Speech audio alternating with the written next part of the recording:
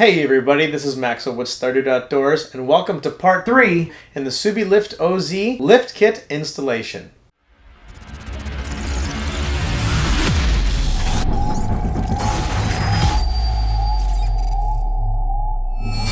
In case you missed part 2, the link will be included in the description box below. In that video is where we covered how to install the front spacers for the Crosstrek. Just in case you haven't heard about SubieLiftOZ, they are a company based out of Australia, and they make some of the best and most high quality lift kit systems for the Crosstreks, as well as many other Subaru vehicles. If you're interested in picking up a really nice, high quality piece of kit, check them out. All of their relative contact information will be included in the description box below. Once you get started with the rear installation, you're going to have to do both parts pretty much at the same time.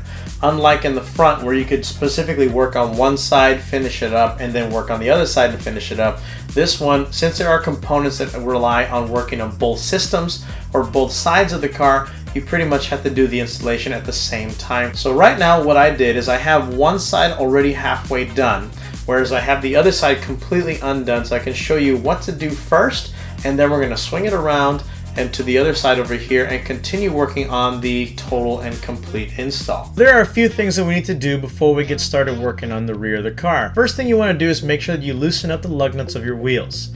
That way it won't be a pain or very difficult later once the car is actually lifted off the ground. Once you've got that loosened up, then it's time to lift it. Now, there are different lift points that you can use, but remember that we want to have the jacks underneath the car, supporting the car at the specific lift points. What we need is a place underneath the car where we can put our lift jack and lift the entire thing in one shot. So where we're going to put it is directly underneath the car in the center on the back part of the rear differential. Remember that when you're working with your car, safety is paramount, and nothing that you do is worth your own life. So take the proper precautions. Make sure that both the floor jack and the jack stands have a rating high enough to lift the weight of the vehicle. In this case, I'm using some 3-ton jacks and jack stands, which is easily strong enough to be able to hold up the Crosstrek. Now that the vehicle's lifted and you pre-loosened all of your lug nuts, it should be easy to go ahead and remove them. So we're going to do that now. Take off the wheel and tire and set it aside. Make sure you put all of your small parts in a safe place so they don't get lost. The next thing we want to do is unscrew the brake line from the mounting point right here to give us a little bit of flexibility and area to move around in. The directions that come with the lift kit also say to disengage or to remove the ABS line, but I found that the ABS line, at least on this particular Crosstrek, was not in the way. Okay, the brake line is now free. The next thing to do is to disengage the rear sway bar. To remove this, you're going to need a very interesting combination of tools. You need both an Allen key as well as wrench. Let's go down there and take a look. So now we're looking at the rear sway bar from the rear of the car. And this right here is your sway bar. So you can see there's differential, here's the arm, and here's the sway bar here. And now if we come over here to the slightly off to the side of it, you're going to see the nut as well as the bolt itself. Now if you look up close right there, the bolt actually has an entry point for an Allen key. Now if you're lucky, you'll just be able to pull this straight out just by unscrewing it. But I noticed on the other side, and this could be just because I already have the other side undone, but that the screw itself would start spinning with the nut. If that happens, then you'd have to use this, the Allen key, to counteract the rotation of the screw while you remove the nut. So not being an alien with 3 arms, I can't really do this and show you at the same time, so I'm just going to have to demonstrate with one hand as best I can. So using the Allen key, you can see right here, you would provide resistance against the turning motion of the wrench. So as you turn this right here, you would use the Allen wrench with your other hand to counteract that rotation. Once it's loose enough, then you can just pull it out by hand. And there you go. Now that that is done, just remove this and you can push the screw off to the side and you are good to go. Now the sway bar has been loosened off from the frame here, and it'll be much easier to move this later on when we need to remove the strut. For the next part here, we're going to come to the back of the Crosstrek. Now, as you can see, I already pretty much did everything here, but I'm going to go ahead and explain everything getting to the tops of the struts. First thing we need to do is if you have any kind of covers, a weather guard or anything like that, you're going to have to remove that. Next, you're going to have the regular felt cover. Just go ahead and pull that off as well. I have mine in the back over there. Now, as you can see, I did the left side already, and I'll explain that really briefly. The first thing you're going to want to do is remove this right here. This is the foam pad that's going to be right there. And as you can see, I have one here on this side as well. Now, in order to do that, you're going to have a small clip right there. Now, you can either pull this up with your fingers or using a flathead screwdriver, just pry that right up. And actually, you really don't need a tool. I'm just going to pull it right up. Cool. And just like that, it's out. Support it evenly though. You don't want to break it or bust through the foam itself. Now we take our foam, move it out of the way. After you get your two sides out of the way, you're going to have this piece right here, which is the cover right there. You're going to have two clips on it, one over here and one over here, and they look like this. Now, as you can see right here, there is a white portion and a dark portion right here. When it's inside, it looks like this. Using a flathead screwdriver again, you're going to put it underneath there and pry it up. Now, you just have to be careful though. You don't want to put it underneath both. If you put it underneath both and try to pry it up, you could actually break it. So you have to get it right in between the lip there and push up only the dark portion, not the light one there, and then allow you to just pull it right out. Make sure you store them in a safe location and then remove this panel. Very simply, you just pull it up, it'll unclip from its areas, and just move it out of the way. The next part are these two panels over here. As you can see, I already took them off. You are going to need to pull this one up first, as it has a clip that holds the main part that we need to get is this one right over here. Underneath this is where the screw threads are for the top of your strut. Do the same thing on the opposite side and you'll be good to go. Some of you may be wondering what these weird black tubes are and why I have these power cables here. This is where my train horn line comes in.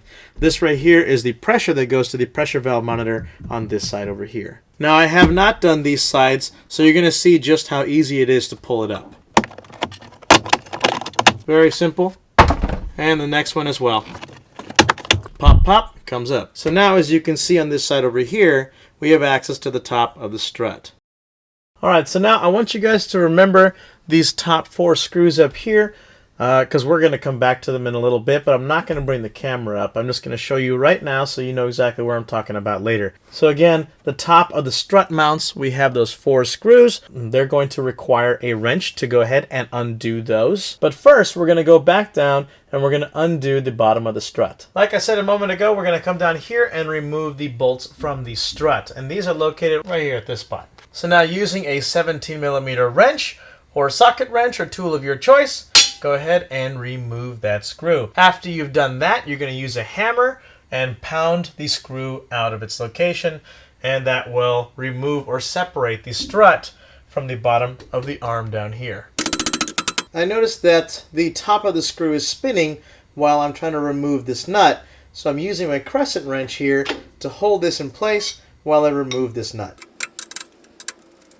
Alright, now you do not want to be underneath here when you're pounding this out, because this will come down and you don't want to get hit or by any chance to get hurt. So move around to the front and pound it from that side over there. What I used to help me out was a Phillips head screwdriver. Bolt is out.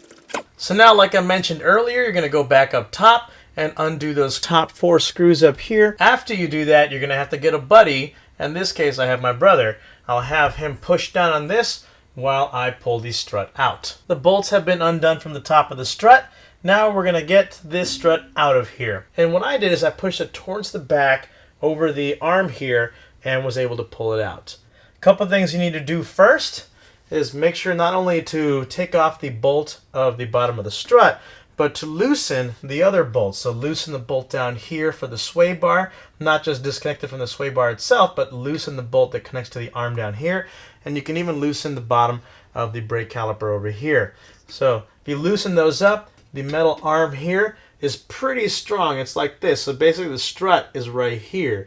and you want to loosen up these side walls here so that you can pull it out. We were having a hard time trying to get it just because of the pressure on the sides of the wall. Loosened it up just enough to where we could pull it out with no problem at all. By the time we did that, it was much easier. So now I'm going to get my buddy over here, my bro, is going to help me push this stuff down.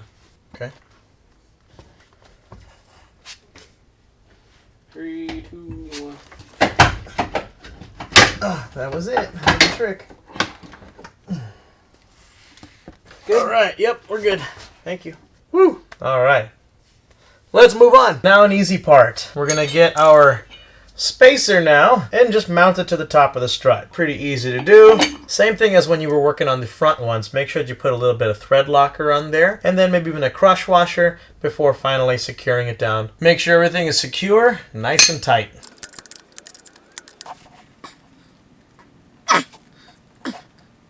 All right, now, so from this point moving on forward, both sides are equal in their stage of what you're supposed to do next. So from now on, we're going to be working on the parts that involve both sides. So everything that we just did, do the exact same thing to the other side. And then from there, you'll continue on to the main portion of the installation. Well, that about wraps it up for right now, everybody. In order to keep these videos a little bit more manageable and easier to watch, I'm going to be breaking up the next part into a new video. So for the installation of the SubieLiftOZ spacers on the subframe of the Crosstrek, make sure you check out our next video. It is going to be part 3.5. As always, thank you guys for watching. I appreciate your viewership. Hit that like button and subscribe if you've not done so yet. And make sure you guys hit that little bell icon so that way you can be notified when our new videos come out. If you have any comments or questions, please leave them in the comments section below. Thanks everybody, and we'll see you in part 3.5 here on StarDude Outdoors.